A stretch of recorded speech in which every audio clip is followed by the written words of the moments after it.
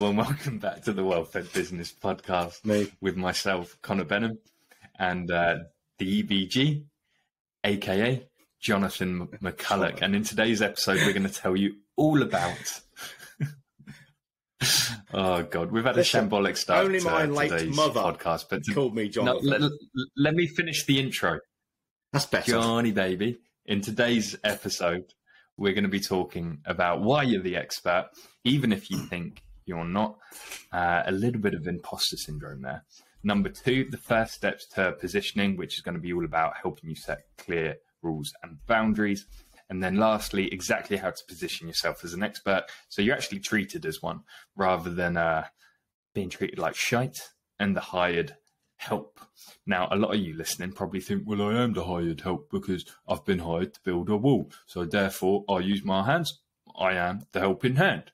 No, you pillock. We're going to tell you why you're completely fucking wrong there. Oh, anyway, I speak now, John, am I?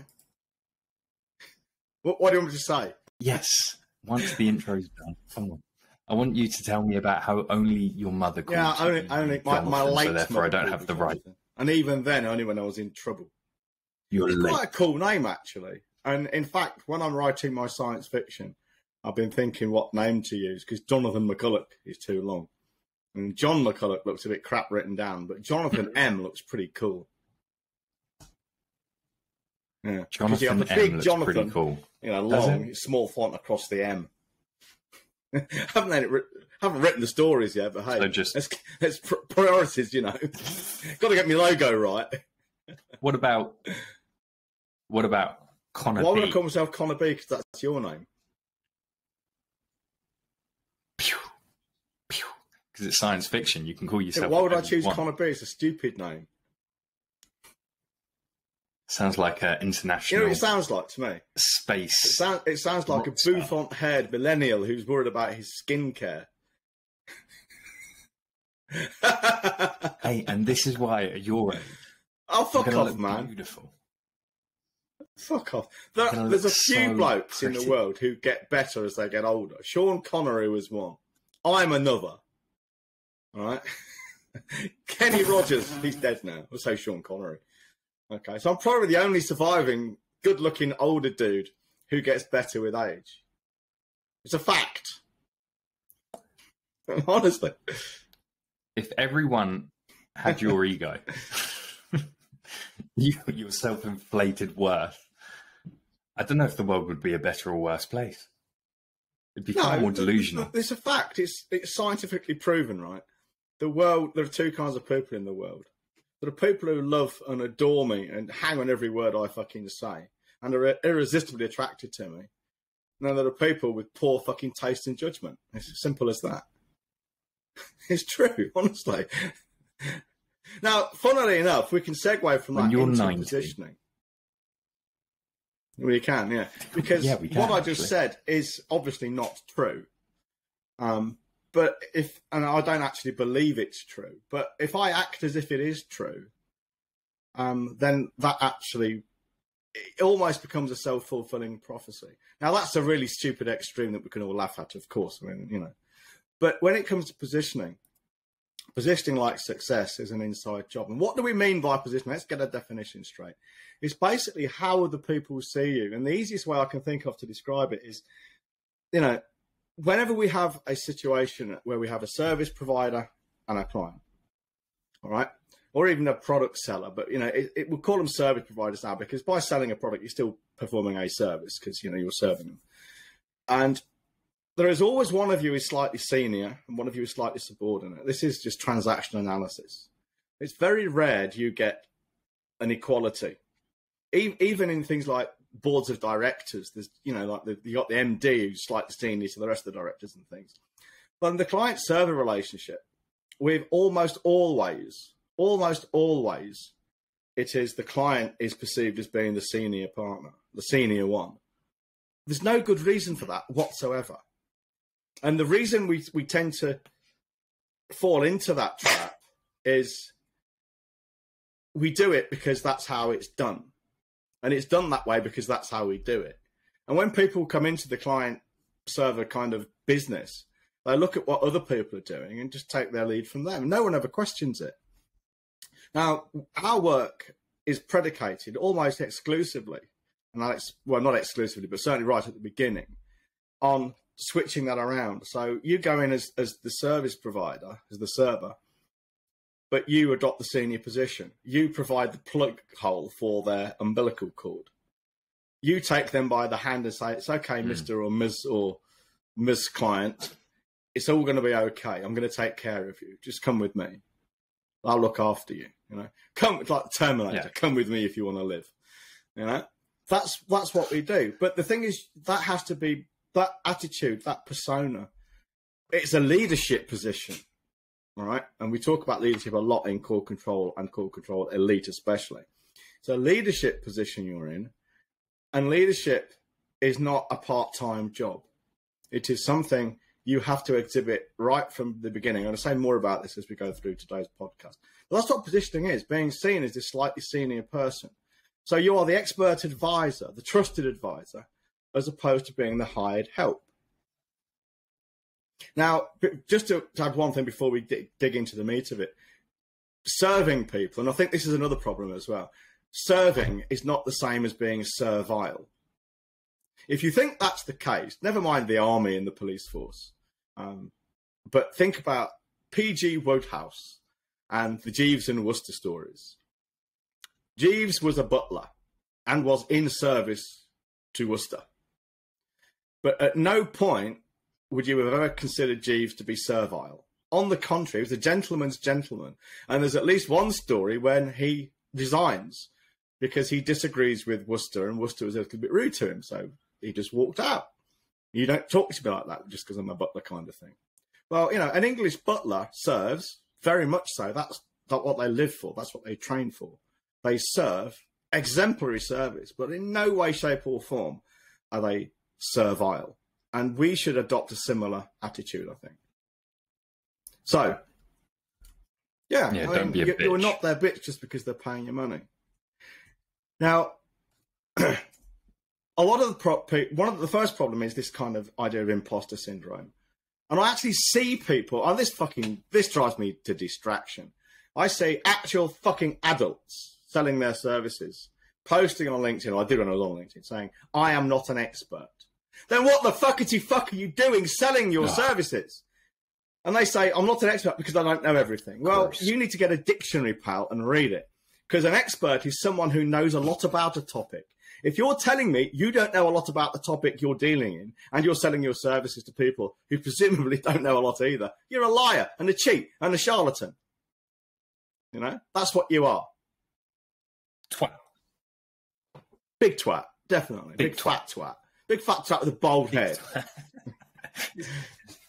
It's like me putting on a carpenter's belt and some carpenter's jeans and going, I'm a carpenter. I'm not an expert carpenter. So when you pay me several thousands of pounds to come in and do your fitted wardrobes, I told you I'm not an expert. That could be one reason they do it. They then can then absolve themselves of all responsibility for screwing up their clients' businesses. I told you I wasn't an expert. But, you know, you are an expert. And more to the point, you should go into a business as a service provider or a product seller as an expert.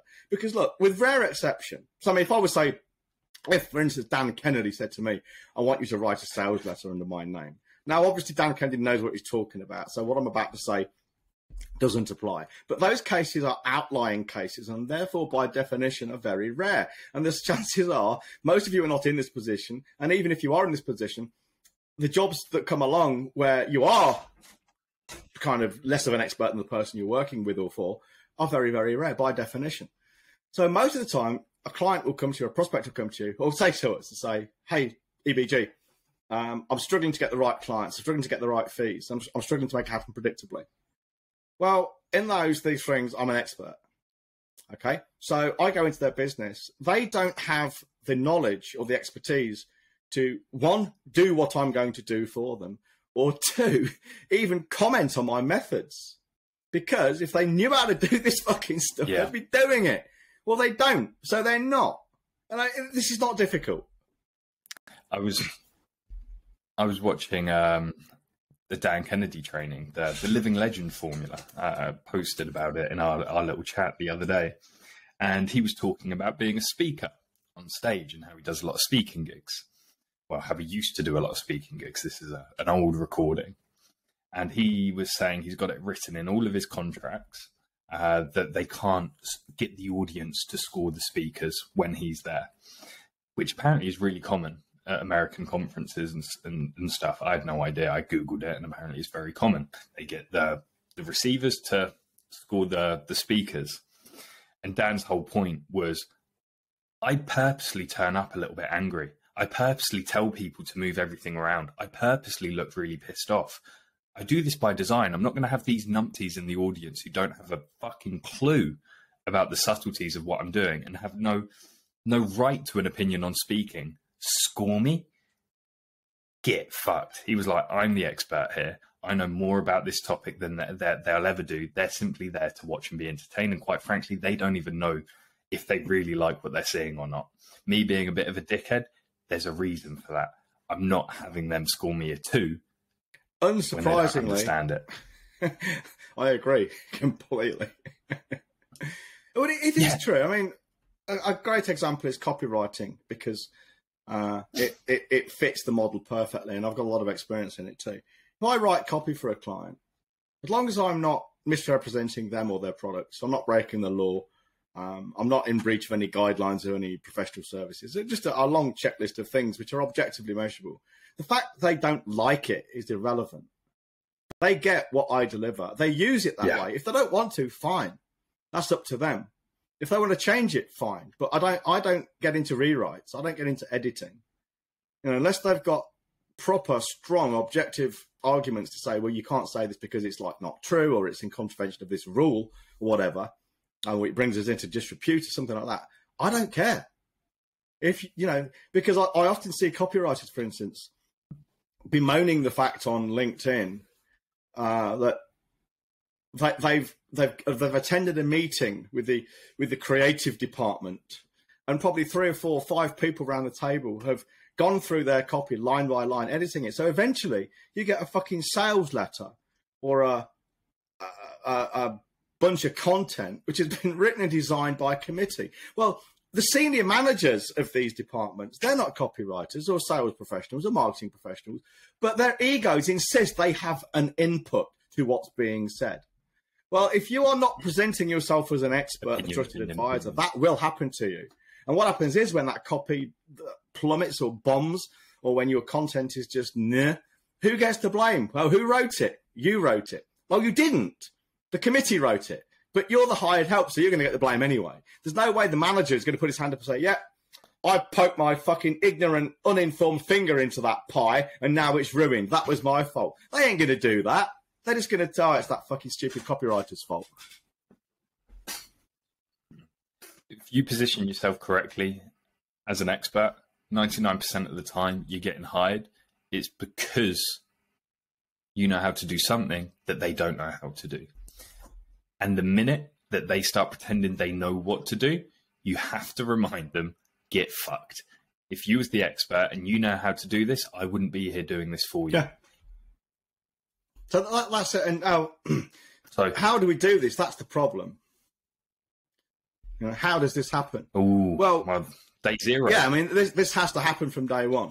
I mean, a good example I've used in the book I'm writing now, Wealth for Business Owner, is it's you have to treat it holistically. I hate to use that word, but this time it's accurate. People use it wrongly all the time, but it's holistic. It has to appear. You wanker. What a shit word. It has to run through everything you do, like the word Brighton runs through a stick of rock. It's not a Band-Aid you can stick on the sucking chest wound of your insecurity. All right? It's not some... Because, I mean, a good example of this would be copywriters and other freelancers who are posting on LinkedIn, and they also say on their website, I don't just work with anyone. I pick and choose my clients. Fine. Great. Everyone should be doing that. But then you see them complaining in other posts about how they're not being paid, how a client's ghosted them, how a client's pissed them off, how prospects have given them a runaround, how they've attended 17 meetings and all of a sudden then been ghosted, having done a load of work and never been paid because they never asked to be paid. Well, those two things are incongruent. You've got to walk your talk to keep it simple. Now, anybody coming into my world through the podcast, through my books, through the occasional blog, guest post, whatever. Doesn't matter. Interviews, doesn't matter. Wherever they come into my world, nobody, and I'm talking if they could read stuff I wrote 15 years ago, nobody would come into my world thinking, hang on, John's a pussycat here, and now he's saying he's Mr. Tough Guy. No one comes into my world like that. Everyone comes into my world thinking, shit, this guy's serious. If I fuck him about, he won't work with me. He's not going to give me a discount. I never, ever, not once in the last, I can't remember, so it's at least 15, possibly 18 years, I've ever been asked, can we do something about the price? Can we negotiate the price? Your fees are too high. Can we do something about it? It just doesn't happen. And it doesn't happen because everyone fucking knows from the moment they come into my world, this guy won't tolerate it. And that does mean that some people say, I'm not going to talk to him because I want it cheaper. Fine. Saves me a fucking load of bother. But nobody would do it. Nobody would just call. I mean, how long have I had Elite? 10 years. Everyone in Elite over the last 10 years has had my mobile phone number and WhatsApp. Not a single one has ever phoned me without an appointment. Never. It just doesn't happen. Why? Because they know it doesn't happen. They've been told. No one coming into my world would dream of it. The only people who cold call me are people who are so fucking ignorant they don't bother to do any research. Well, they get short shrift. Because if you're a cold caller and you're supposed to be looking at your target market and picking and choosing them, and you call me, you're clearly incompetent. Because if you did do your homework, you'd realise, actually, no one calls John. I'll message him first and ask him, can we have a chat? I might do it then. But if you just call me cold, no, because you're incompetent. You know, it just doesn't happen. Well, that situation obtains because I'm holistic with it. And I'm holistic with it without any effort because it's actually genuine, it's real, it's part of what I do. And, okay, I'm wired up this way, so it didn't take a lot of effort. But it took some effort to get here because when I started in business, I was the same as every other fucker. You know, bending over backwards and a little bit servile with it. Yeah, and you was really, I wasn't really fat and bald. I was bald and very short. That's not chubby. Not when I started. I wasn't. That was about 12 years ago. Was you not? No, fair enough. I'm just thinking of the picture of you and Nido Caben. That was about breaking 15 years ground. Ago. That face was rounder than mine. I read a. You're gonna laugh here. I read a book the other day. 10 Rules of Being a Superhero. Really? It's a child's book. Yeah, I enjoy reading children's books to try and stimulate some fucking creativity in my life. And I thought some of them were rather akin to 10 Rules of Being an Expert, if I'm honest. Because rule 1 was a superhero must always respond to a call for help. Rule 2 was saving the day can be messy, but get it right and everyone will understand. Rule number 3, every superhero has at least one superpower. That's what makes him super. Expert status. You've got to be really good at something. Number 4 was a superhero must use his power in a really good way. Can't be using it for evil, can we, John? I'm not getting involved in this. No, Connor. Number 5 was sometimes superheroes make a lot of noise. Yeah, as an expert, sometimes you've got to be noisy, bit of a contrarian. You've got to go against the grain, even if it's going to make you unpopular. Number 6 was a superhero needs a tasty snack to be in his top 4. Okay. I'll leave that one to you.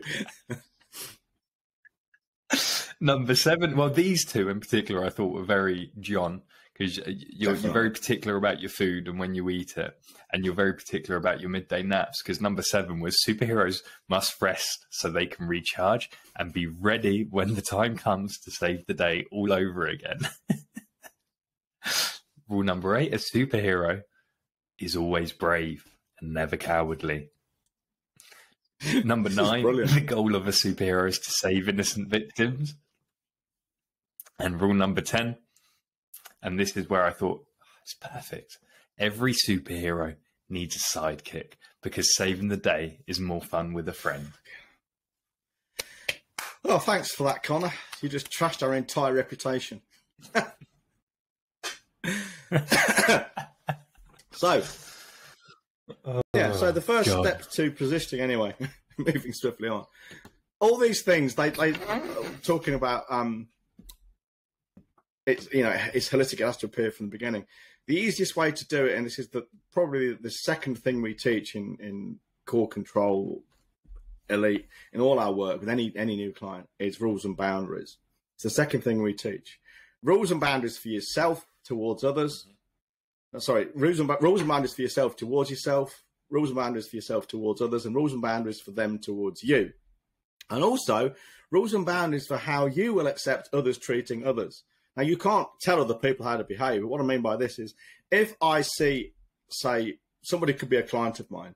If I see them behaving badly towards freelancers, I won't work with them. They might be very decent towards me. I don't care. I don't want to work with people who are like that. You know? It's like exactly. Exactly that. Yeah, it's the same thing. So the 4 areas where you want to have rules and boundaries, and then within that you want things like for finances, for time, energy. And this stuff isn't difficult. And, people have in the past expressed surprise when I say, I've got rules and boundaries for my wife, and she has them for me too. We have them mutually. I mean, no one would argue the fact you need rules and boundaries for your children. Precious few people fucking have them. This is why we have so many shitty children around. But no one would argue the fact that you need them. They just don't apply them. But I also with spouses. I mean, like, for instance, I would not dream of looking at my wife's phone and opening my wife's phone up without her permission. Every Sunday morning I go shopping, and I need to open her app for Dunnes and get the vouchers, because it's a brilliant scheme. For every 50 quid you spend, you get 10 quid off. But it's a kind of running 20% discount. Because every time you then spend 50 quid or 50 euro, redeem that voucher, you get another one. So it keeps you coming back. It's great. It's great. It really is. It is. It works really, really well. And I need to get into her phone. But every Sunday morning, I will go upstairs and say, do you mind if I go into your phone and get the vouchers? And she says, yeah, fine. I mean, I know the number and everything, but I just wouldn't dream of doing it without her permission. That's a rule and a boundary. She doesn't go into mine. I wouldn't check her emails. I just wouldn't do it. You just don't. It's like someone of my generation, you just never go into a woman's handbag without permission. And even with it, I don't like it. I feel really uncomfortable going into Sarah's handbag. I'd rather just give it to her. And yeah, it is. It's icky. It's icky. I'll tell you what. I give it the big one. I'm like, I'm such a gentleman. I feel really uncomfortable in here. But really, those bags, they're never fucking ending. They're like TARDISes. And you're told to find, like, oh, can you grab the paracetamol? And you've got to rummage through, like, fucking a whole TARDIS worth. You've got to go past the fucking tampons. You've got to go past the fucking hair ties. And it's like, there's a kebab in there from last night. Why have you not thrown that away, you weirdo? But yeah, give it the big one. No, I'm such a gentleman. don't destroy our image, mate. So it's rules and boundaries. I mean, if you don't have them, I mean, simple ones. Okay, yeah, anyone listening to this could do this today, right now. And if you need to change your website, big deal, 10-minute job. Rather than allowing people to call you, take the number off the website and put a Calendly link up there. Even get the free Calendly offering, so you're not even paying money for it. So they have to book a call. Easy. And make it plain. Don't stop answering incoming calls. Put them through to a voice message. Now, some guys in construction say, yeah, but I have to answer the phone whenever it comes in. No, you don't. We had guys in Elite, and the first thing we tell them is we give them a structure to do this, to turn the phone off and set it so that the voicemail says when you will call them back. It actually doesn't bother people. And in fact, people prefer it because... Or you get a service like if you need to, yeah. If you need to. Money Penny for the listener is it's just someone to answer your phone, and they take a voice message, send it to you, whatever. It's not even expensive, but that's one thing you could do. Don't let people just drop into your office. That preserves your time. Because a phone call might be a 5-minute phone call, but it's actually probably a 30-minute disruption to your day because you lose focus. It's called context switching. This stuff is objectively verifiable with neuroscience and stuff, So rules and boundaries are so important. And as John says, they're not hard. The only thing that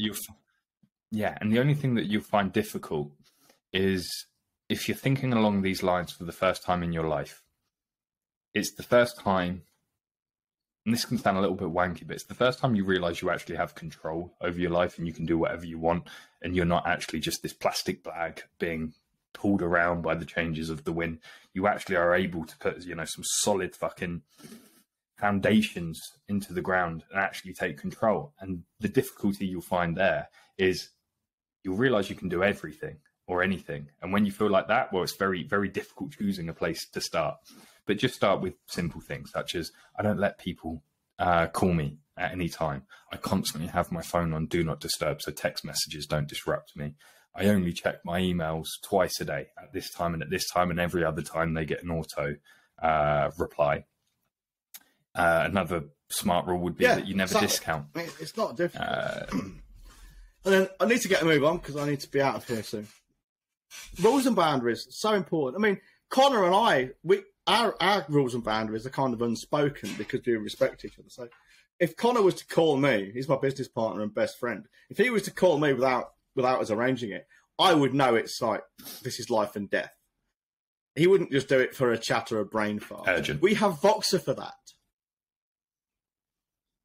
Which is fantastic. Which is fantastic. What we use Voxer for those things which need to be dealt with in, not urgently, but they are important and probably top of the pile. Yeah, they're usually live, constantly evolving situations that require the fidelity of a voice But message. Otherwise, we just don't. I mean, even my daughter wouldn't call me without an appointment. Sarah comes to my office door. She knocks before she walks in. I knock on her office too. You know, these are just fucking... Space. This is just common respect, most of this stuff. You know, it really is. Yeah, it is. And if you got stuff... But what we're doing here is... double important. The commonality here is we're preserving our time, because it's the only thing you can't buy more of, you know. People, I mean, what do these people all have in common? Michael Jackson, Prince, Sean Connery, Terry Pratchett, Ronald Reagan, and an endless list of others. What do they all have in common? They're all fucking dead. They were all filthy rich, and none of them can buy any more time. Their time is gone. Well, you know, it doesn't matter how rich you are, you can't buy more time. So most of my rules, certainly in business, are about preserving my time. Even pricing is about preserving my time because it means I can earn more by working less and spend less time dealing with neurotic clients, because the better paying clients are not neurotic. You know, they're more respectful. It's really about time and energy management. So the third thing then. No. Guys, this is an opportunity where we take a break and we talk a little bit about what's going on in the community. Well, we need to get a move on. We always do this after number 1 and 2. Out the house. Perfect. The last one's going to take 5 minutes. We're going to spend 5 minutes doing this, and it's going to be 5 minutes of banter, making people laugh, and doing everything that we usually do that makes this the number 1 business podcast in the world. And if you listen to us, you probably don't listen to Tim Ferriss because you appreciate comedy. What was that noise? I've got a Wookiee. It's Chewbacca. It sounded like It's it's me moving my microphone. Oh, okay. That feels good. That feels great. Yeah, let's do less of that. It was the curry on Thursday night. It sounds terrible. Right, so for those that don't know, we've got a membership site that you can become a part of for as little as £5 at the moment. As soon as the new book comes out, the cost of entry is going to go right up. So if you want to become part of the community, get yourself a copy of the book, wellfedfreelancer.com. It's £5, and it means you can get on the membership site and you can ask us questions. We love your questions. We love answering them. At least I do. I can't speak for John on that one. So there's been a relatively long discussion talking about how shit my builder is. And I'm not going to get into the whole thing. If you want to see the whole thing, it's quite long. Join the membership site. But the long and short of it, my builder's shit. mybuilder.com is shit. Mybuilder.com fucked up in the eyes of our lovely Mr. Lynch. And it feels like it's cost him the opportunity to get into a conversation with 5 country estates, each with an average of 6 acres of land. he's seen the light. He's like, oh my God, I can actually get my dream avatar, because those sort of things, such as those country estates, big equine, is that it? Equines. Horse shit. Equine, those sort of places. That's his dream. Golf clubs, that sort of stuff. And seeing it on such a shitty site such as My Builder has made him go, oh my God, this work is actually out there. My dream ideal avatars actually exist. So he's essentially asked, I can't rely on My Builder to find these people. What do I do to get into conversations with these country club people, these golf clubs, and these fucking horsey lots? You're asking me the question, are you? No. I'm answering. I'm asking. The short term is you just you write to them, you phone them, you knock on their door, you cold email them. Okay, but you put together a proper approach and an offer. Now, I don't mean you're going straight in offering them something to sell. You're going with a question, something along the lines of, and I'm curious about your estate and how you manage all this stuff. And if you'd like to give me your overview, I'm willing to listen. So we can talk about what interests you, what's important to you. A completely innocuous, open question, all about the other person. And if they've got challenges with their estate management, they will tell you. Now, longer term, Paul, what I suggest you do is you write a book which addresses their top 20% of concerns. I don't know that much about your business, but if I did, I would say along the lines of the problems they face with the estate, the problems they face managing the estate, and the problems they face getting other people in to manage the estate for them, hiring contractors. Those three topics, you could probably write 30 pages on each. It's a 100-page book, or you could do a micro book, 15,000 words, like Vicky Fraser, moxiebooks.com, moxie.com. She's a friend of mine. This stuff is not difficult. You've almost done the hard bit by realizing there is a target market out there. Wow, I don't have to try to sell to everybody. There's this magic pot of gold at the end of this rainbow. Now, how do I get into the pot? Well, it's actually very simple. Really, you just need to approach these people. Because here's the thing, you see, Paul, most people will be on LinkedIn and other social media platforms, writing stuff, maybe connecting with these estate managers, estate owners, and hoping their stuff gets seen and noticed. And these people then engage with their self-indulgent, narcissistic, fucking self-absorbed, navel-gazing bollocks. And then maybe we can have a conversation. Whereas someone like you connects with these people, maybe cold DMs them, and says, I couldn't help noticing you've been posting recently about these challenges you've got with Japanese knotweed or something. Do you want to have a conversation about it? I'm willing to listen. Talk about what's interesting to you, what your challenges are. Talk about what's of interest to you about this. I guarantee you'll get business that way. Something we can coach you through. Not prepared to do it in bronze because it's not appropriate, but it's certainly something we can help with. But that's the approach I would take. Ask, don't get. Don't ask, don't want. Yeah. And Paul, I know that you're highly qualified horticulture geezer. These places are probably hiring numpties who don't know anywhere near as much as you do.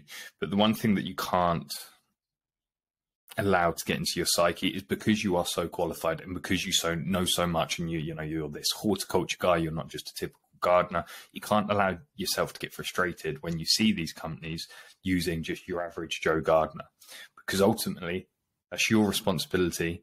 And that's your fault because you haven't shown them the value of having someone who understands the chemistry of the soil, how to keep their place looking very green and very plush. And John's spot on. If you had a book all about how to keep your country club, your golf club, and your horsey clubs, I'm not saying that's stupid fucking word. Equestrian centre is what you're looking for. Nah, horsey clubs. Come on, we need to get a move on.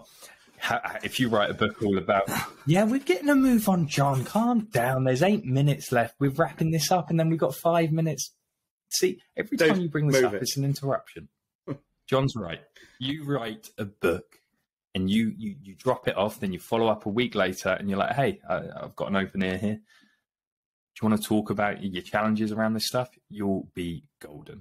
Now, one last thing that's happening in the bronze community, and it's a bit of a problem. I've got to bring it up.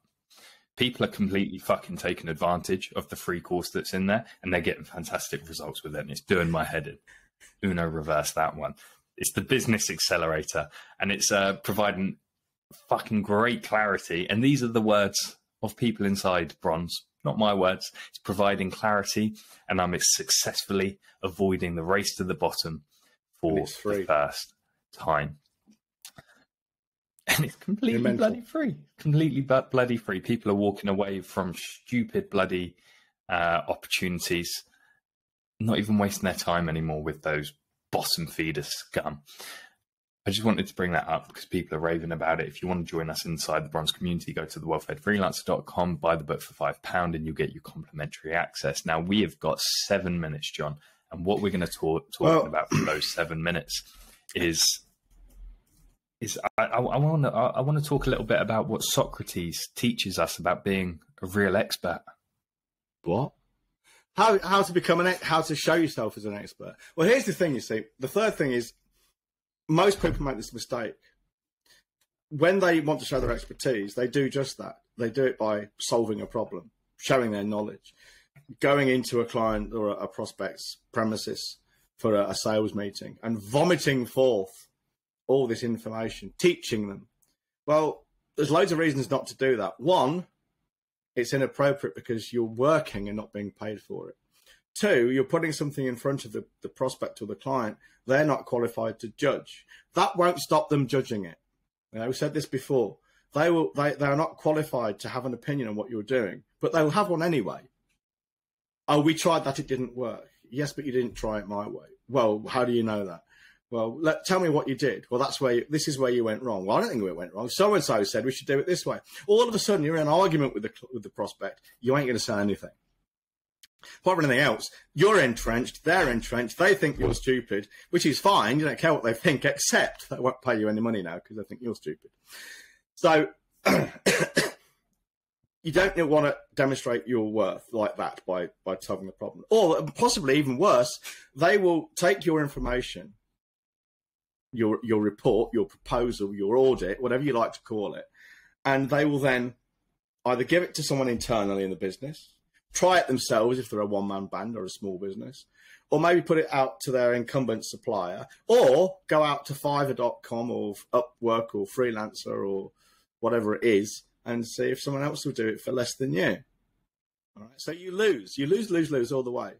Now, if you want to show someone your expertise or give them confidence in your expertise, all you need to do, and this is so trivially simple, it's fucking unbelievable.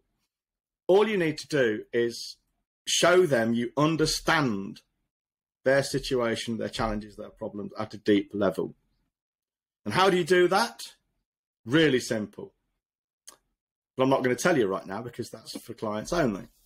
All right. But all you need to do is show them you understand their problem at a deep level. Well, of course, if you are an expert, back to point number one here.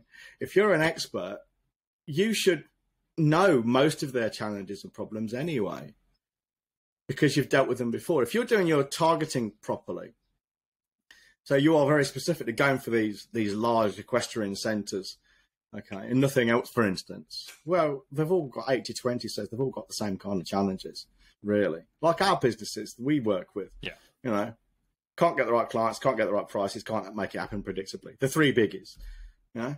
Well, I've dealt with that so many times with so many people for so many years. There's very little anyone can come up with to surprise me. So I understand these problems. I can demonstrate I understand them in various secret EBG ways, which I'm not going to tell you, not unless you're a client.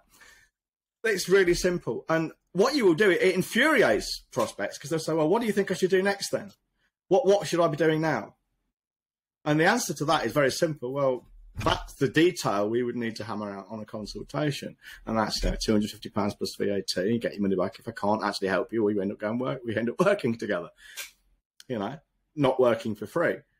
Talking about your solution before it's appropriate, and that means before they paid you, is a really big mistake. And it doesn't help you. Okay, you don't demonstrate your expertise at all. Actually, you demonstrate your willingness to be ridden over, and also your willingness to be fucked, and your willingness to be cheated, and your willingness to work for free. Even if you are an expert, you won't be seen as one if you don't sit and listen to your prospects' complaints.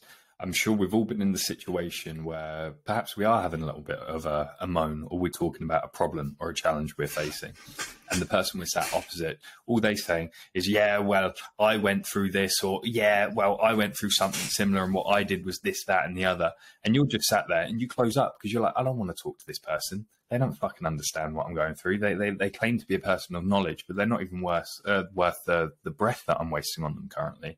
I'm sure we've all been in that situation, and we all just want to get out as fast as possible. So even if you are an expert, if you're sat there and every time they throw you something and you're trying to solve it for them or add context or whatever, and then throwing it back to them, you're not going to be seen as an expert. You're going to be seen as an irritant.